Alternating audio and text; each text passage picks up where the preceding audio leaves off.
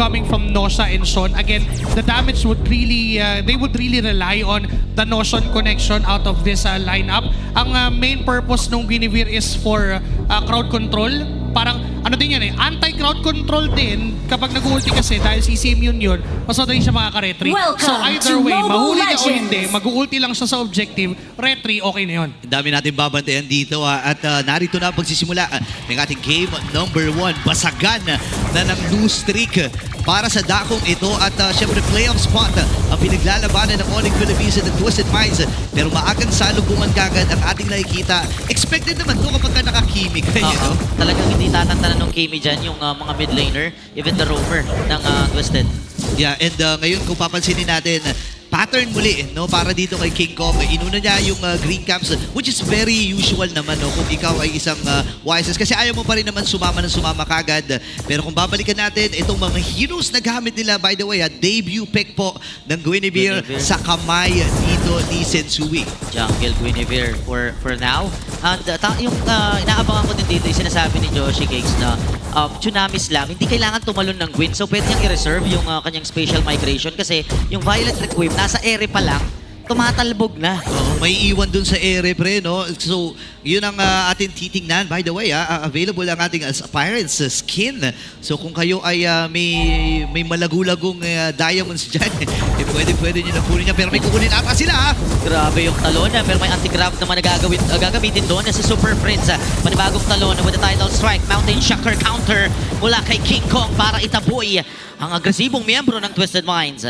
Naparevitalize ka agad, Joshi. Ang aga na ito. That was good, still good for Onyx Philippines. If they don't pop that revitalize, medyo mahihirapan sila dun sa trade-off. Yung poke damage mula sa Twisted Minds, I believe at this time is high bago magsimula yung turtle. So, mahalaga na na-pop yun for Brusco. The only thing is, entering this turtle fight, wala siyang revitalize. And this time, si Super Prince ang delikado. Hindi yata magle-level 4. Actually, magle-level 4. Sakto. Itong si Sean, habang si Lanson, ako sinubsog na. Itong si Brusco at si Super Prince, malayang pagong para sa Twisted. Ito yung first turtle condition na sinasabi natin kanina. Napakaganda nung pressure na ginawa doon ng Twisted Minds. First, alam nila na ilolow na si Super Friends, then follow up nila so para hindi na talaga tuluyang makalapit pa. Tsaka magigets mo rin no, itong si Super Prince din no, na kumuha siya ng Purify. Nire-respeto niya kasi yung crowd control na nanggagaling dito sa Twisted. Pero ito kasing season may instant naman na Purify. So wala na siyang problema. Rush Umbrella Play lang. Kahit anong taunt, kahit anong final slash, maiiwasan niya. Kaya. Probably the good thing that happened that for Onyx is hindi sila kumontest, so walang post-objective team fight na nangyari. And that way, naiwasan nila yung casualties on their side. In fact, sila pa ngayong lamang at around 37, so sobrang insignificant yan. Parang ano lang yan equilibrium lang, pantay pa rin, walang lamang. And this time for Twisted Minds, they have to stay on the aggressive side than to be on the reactive. Kasi sila yung mas kailangan mag-scale ng mabilis. Considering na yung mga damage dealers nila, dadalawa lang. And for Onyx Philippines, it could be 3. Alam mo, ito yung mga bibihirang pagkakataon na nakikita natin ng Onyx Philippines na medyo passive, medyo mabagal, medyo dinadahan-dahan nila ang mga nagiging sitwasyon. Siguro dahil naka-YSS sila, so ayaw nila na mamatay kagad itong YSS na to. Lalo na kapag hindi available ang Mountain Shocker, hindi talaga ito basta sasama-sama. As compared dito sa Twisted Minds na ang dami nilang crowd control, ang dami nilang ways para kumitil ng buhay, nagkakataon lang talaga ng iwas na iwas ang Onyx dito. Kasi ang meron dito ang Twisted Minds talagang mga pang pick off na huli. You have the Tsunami Slam, you have the Tidal Strike, you have the Violet Requiem. Mas madali, kumbaga parang pag may nakita silang namataan silang isa, madali para sa kanilang i-burst kasi combo dependent for Onyx Philippines. Yes, meron din silang mga combo like the classic Gatot and CC. Yeah. Pero gusto nila yan sa 5v5. Oo nga, no, kailangan masulit mo talaga. Pero sulit ba ang pag-aantay ni Brusco dito sa ikalawang pagong Sensui? And the rest of Twisted Minds ay dinidiretso na ito Diretso kasi sino nga makakuha ng turtle. Ang ganda ng pwesto sa likod. King Kong! Wow! Sakto lang yung kanyang bangka. May talon, may Violet Requiem, pero bitin yung buhay ni Sensui. Okay, naipit ata siya. Ngayon, napunta ka niya gamit din Nakadalawa si Kirk sa naging tagpo na yun. Bakit nangyari to, Joshi? Parang sila pa nabukulan. I was looking at it, sa item choices at Sui, papunta siya sa isang magic item. I think that's a Starlium or even a concentrated energy. So technically, malambot yung Guinevere ni Sensui.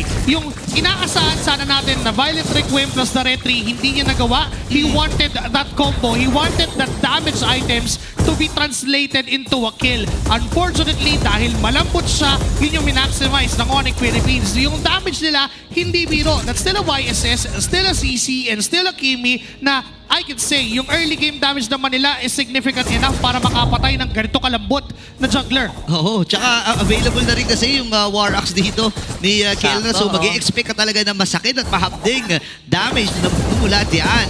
Ngayon naman, pupatungo na tayo sa 5 minutes and 30 seconds sa 3,000 ang kalamangan ng Onyx. At makikita natin sa Infinix Handcam kung paano ba gamitin ang Guinevere.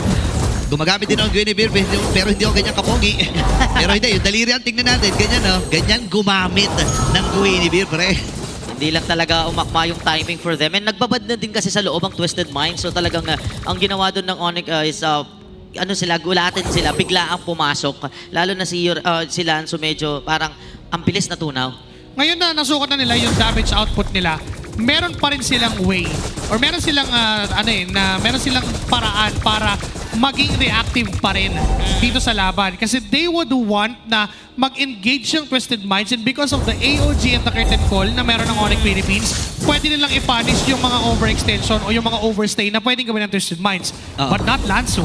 Hindi mo pwedeng bigyan ng ganito kaaga yung Uranus. So, you have to find the right targets. If Sensui goes in, pwede mong i-punish agad yun. May unbreakable pa naman mula kay Brusco. Dahil tumama yung unbreakable habang si Kaloy ay pinalibag si Brusco. Atras ata muna sila. Pagong ang magiging diskarte dito ng Onyx. Tumalong with the Avenue of the Guardian, pero Sensui maipit ha. Di na nga makalapit pa si Sensui kasi niyoyoyo na doon ni Aray Kelra. ko. May vengeance para makasigurado. Libre-libre Pagong para kay King Kong. Sa may naiwan, sa may ilog ang kanilang dalawang tangke. Ang hirap nito ha. Mag-agresibo pa si King Kong. Naago naman ni Sensui pero gumamit siya ng retribution. May idea dito ang Onyx Philippines. Pwede nilang mamain itong Torres sa may bandang gitna at walang magawa. Twisted. Can you also just talk about the perfectly timed attraction pulses mula kay Super Friends?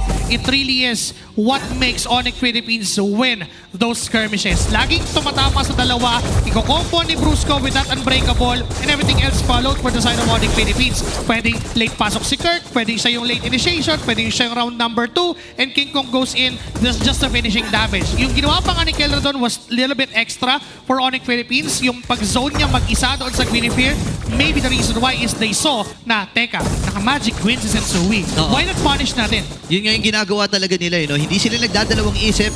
And ngayon pumasok si Brusco dun sa may tabuhan. Masyadong matapang talaga itong si Brusco. 5 member from Onyx Philippines. Actually, may ideal na dito ang Twisted. Pero ang tanong, lalaban pa sila. Nagamit yung Mountain Shocker. At isusuko na nga ito ng Onyx PH. Habang sa kabilang panig naman nagtatry. Itong si Lanzo, pero papasok ata sila. Action Pulse with a Mountain Shocker combo. Tinlayin ng nila kung papalag ang Twisted Minds. Pero tinan mo, as early as 8 minutes, tinotroso na yung mga tore dito ng Twisted Minds. Ubus na kagad ha. Again, yung middle turret na lang ang natitira dito. Yung second middle turret mula dito sa Twisted. At makakakuha pa ata ng torre dun sa may bandang itaas. Kaya lang, dumating doon si Kera. Infinix in-game equipment. Available naman ang Genius 1 para dito kay Sean. Going for another magic item. I think Divine Glaive ang kakailanganin niya dito para matunaw at butasin ang mga armors dito ni Brusco, Kera at ni Kirk. But for Onyx Philippines, up na yung BOD ni King Kong. Aray. Ganun nakabilis Aray. yung farm, and not just that, this is still a Death Ball hero. And yun yung gusto ng Onyx Philippines. Makuha na yung ideal game for this YSS. This is somewhat like of a funnel na pinag-uusapan natin kanina pa during the first 2 matches na binibigay sa YSS yung mga farm na kailangan niya plus the double fighter side lane para lang masustain yung mga sides. So wag lang mamatay kumbaga. And so far, hindi mamamatayan dahil hindi nga rin makalabas, makahabante dito ang kupunan ng Twisted Minds. Ni ultimo yung Uranus na dapat walking CCTV. Oo. Kailangan niyang magpubli eh. Hindi siya pwede basta lumalabas na lang dahil madali for Onyx Philippines na tunawin. Yun na nga mabilis din at madali na kinuha ng Super Fam itong unang Lord ng laban. Ang maganda naman no, para sa Twisted, naka-flying clouds naman ito. No? So kahit papano, ma-expect natin na mabilis ang responde, mabilis ang pagdepensa. And remember, kapag ang mga flying clouds, medyo tumatagal yung mga laro. Maabot ng mga 18 minutes. Yun, at siguro average kapag flying clouds kasi alam mong hindi mo kailangang mamroblema doon sa way mo para makapunta at makatulong doon sa mga didepensahan nyo. Lord ay nasa may bandang itaas, nakadepensa at Twisted. Bibilis din kasi yung respawn ng mga heroes kapag naka-flying clouds. And for this specific situation, if you are Twisted Minds, the most ideal thing is to get a target na hindi naka-purify. Could be Yisun Shin ni King Kong, it could be the Arlot coming in from Kirk. Just pick off one and let everything else follow for Twisted Minds. Kasi kapag hindi nila nagamit yung combo right up to begin with, yung Tsunami Slam plus the Violet Requiem, parang wala lang din yung pick na yun. There goes the Arlot pick off. Yun na nga yung sinasabi nating pick off the combo. Kaloy together with Sensui. They got Kirk in the process. Sabay tunaw na rin sa Lord. Si Brusco ay nagbababad sa damage. Nandoon pa rin naman yung Revitalize para takihin ang mga binibigay dito nila Nosha. Mountain Shocker. Medyo masakit yun na para kay Nosha. Mabuhay pa rin ngayon si Lanzo Yadras. Even Kaloy ay natutunaw na mula sa damage from Onyx Philippines. Atras sila dito. Re-respetuhin nila yung kakayahan ng Twisted Minds. Maganda depensa pa rin, Joshi, para dito sa Twisted. Good thing we saw that effort. Pinag-uusapan pa lang natin na hindi magandang target yung Kimi. He has the Purify. Hindi rin magandang target yung Yisun Shin dahil may traceless yan. Traceless. Baka masaktuhan. Si Brusco, may Revitalize, may Passive. Baka madali pa kayo underneath your turret. So the perfect target is Kirk on that matter. But Lanzo, Babalik naman kaagad itong Onyx Philippines sa pagkabuhay doon ni Kirk. Muntikan nang matunaw si Lanzo dahil sa curtain call Yo-Yo Blitz ni Kelra pero nakatakas pa rin ang buhay. Ibang klase yung combo dito na ibinibigay ng Onyx Philippines. By the way, binabagalan lang talaga ng Onyx yung kanilang tempo. Kumbaga, sa basketball pre, chini-change pace, chini-changing pace. Change of pace, oh. Ginagalawan, nagbabagalan, tapos bibilisan. Ito na ata yung pag-arangkada muli. Basag yung Tori dito sa may bandang itaas. Yung baba si Kaloy. Ayan na naman yung Tsunami Slam. Violent Equip nasa ere pa lang tumatalbog. May final slash. Hindi na lang tumama. Pero si Kirk makakalabas pa rin ang buhay. Patay si Kaloy. At wala pang nako-convert mula naman sa Onyx Philippines. But King Kong biglang natamaan ng mga lumilipad na platito. Si Sean ay madidisgrasya naman. At si Prince ang makakakuha ng kill. Si Lanzo wala na pong magalawan dahil nakatali doon sa curtain call. Ngayon si Sensui at si Nosha ang gagawa ng paraan para makadepensa. Final slash again. Nosha and the gang are wiped out. Onyx Philippines with a dominant game number 1. Napakainit ng pamilya sa larong ito. Binilisan lang talaga